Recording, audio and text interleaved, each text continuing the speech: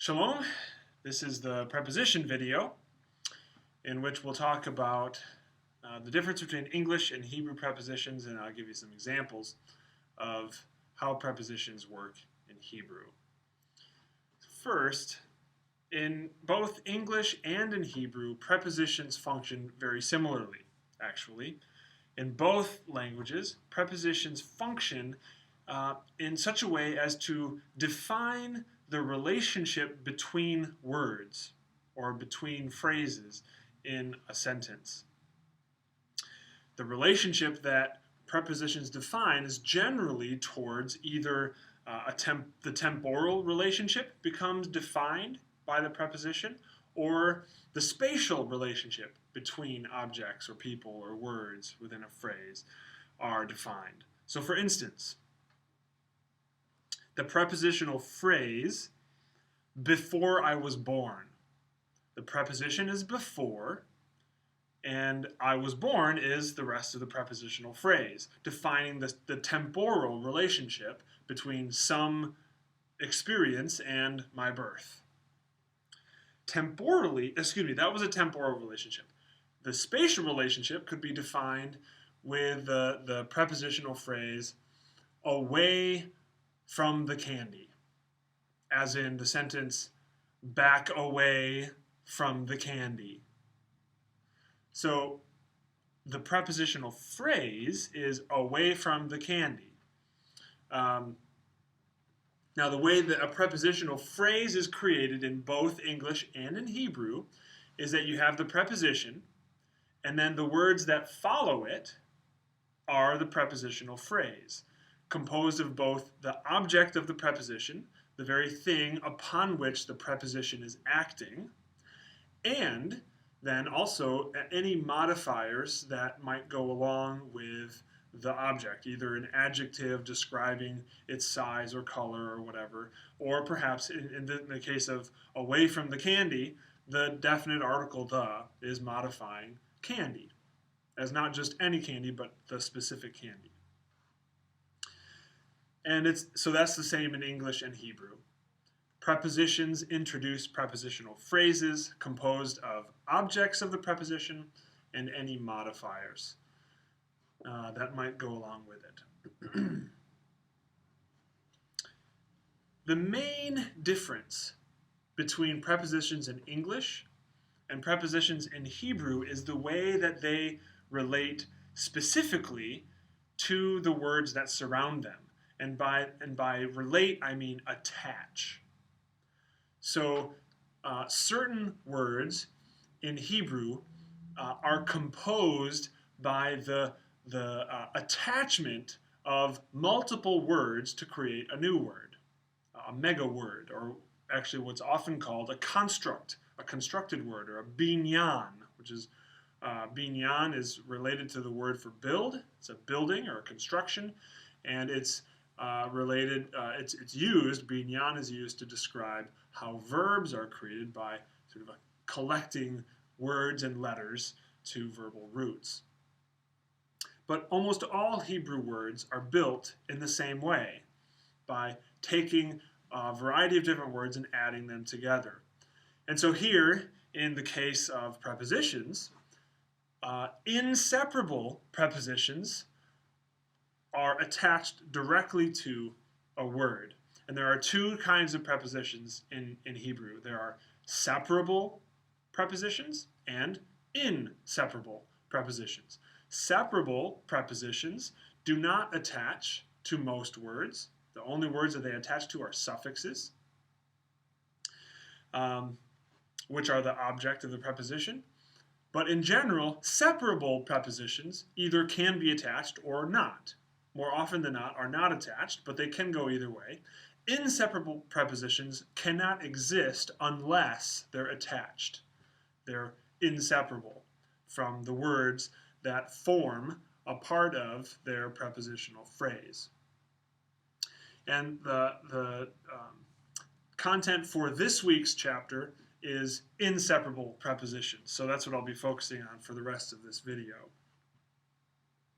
As I said, inseparable prepositions attach directly to the word that they're relating, that they're defining the relationship of.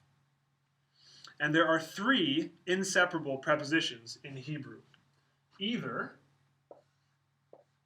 the letter beit,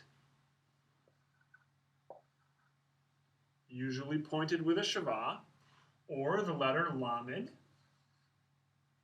also pointed with the shavah, and finally, the kaf, again, pointed with the shavah. And both the beit and the kaf are begad kafat letters, and therefore take a dagesh lene, if they can. So, inseparable prepositions, pointed with the shavah, have to attach to a word in order to exist as a preposition in the Hebrew language. Inseparable prepositions are attached to the beginning of a word. So if the word is kiseh, for instance, which is the word for chair, or maybe we'll use devar, that's a word you know. If an inseparable preposition is attached to the word devar, it will not go at the end. It won't be, word in, or word by, or word for, or something. The preposition will always come at the beginning of the word. For a word, in a word, through a word, or whatever. So here, let me give you a couple of examples. So the word bat, which is the word daughter, one of your vocab words.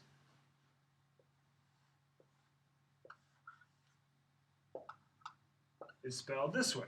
Beit, patach, tav. And again, it's a begad kafat, so I put a dagesh lene in there. Now, if you add a beit preposition to the beginning, also has a dagesh lene, and the shavah, here you've got bibat.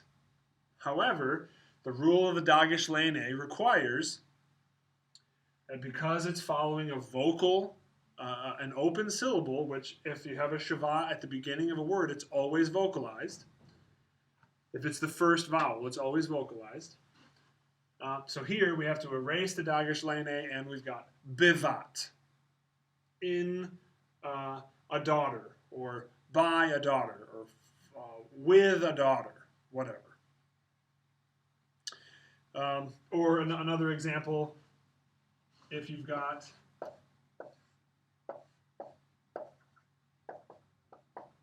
here's the noun shana, year. Attach the preposition lamed, le shana, for a year. Right? Now, if we were going to make this definite, if you watched the other video on the definite article, the way to make an inseparable preposition definite is that it follows the two of the three definite article signs. The three signs are the presence of the hey. Below the hey, the vowel that goes with the hey is a patach, and there's a dagesh forte in the next root letter. Here, the lamed is in the position of the hey. The hey disappears, and so you just have the patach and the dagesh forte that remain. La shana, for the year, to the year, something like that, according to the year, something. Okay, so that's the preposition with the shva in its normal pointing. When it attaches to a word, it attaches at the beginning of the word. And when it works with the definite article, the other two of the three signs remain, but the hey disappears. Finally, clear a little space here. Finally, when you connect an inseparable preposition with a noun, you run into vocalization issues that relate to the rules regarding the vocalization of the shavah. So, because inseparable prepositions, I'll use kaf this time, because inseparable prepositions come sort of in their standard format, if you open them right out of the package, they come with a shava. This one has a dagesh lene. It's a bigad kafat.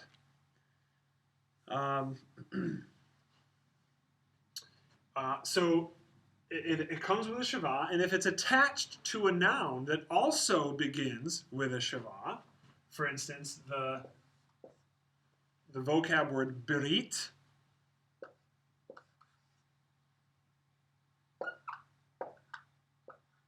oops, beat, berit, berit. Berit is the word covenant, and it begins with a shava. So here you have two letters at the beginning of a word. Both have the vowel shava. Hebrew does not like this. You can only have two adjacent shavas in the middle of a word. One that closes the syllable and the other that's vocal.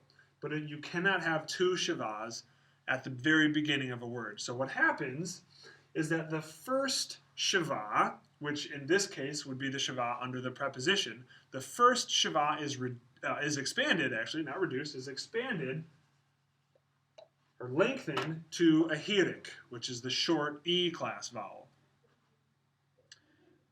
E that makes the sound E, it's actually represented by the English letter I, which is kind of confusing. But so here we have to say according to the covenant, or like the covenant, using the preposition kaf, we would say that kibrit. However, I forgot one thing. Because this is a dagesh lene and it follows an open syllable, the dagesh lene and the bait disappears once the preposition is added. And so you have kivrit, kivrit, kivrit, according to the covenant. And that's the preposition.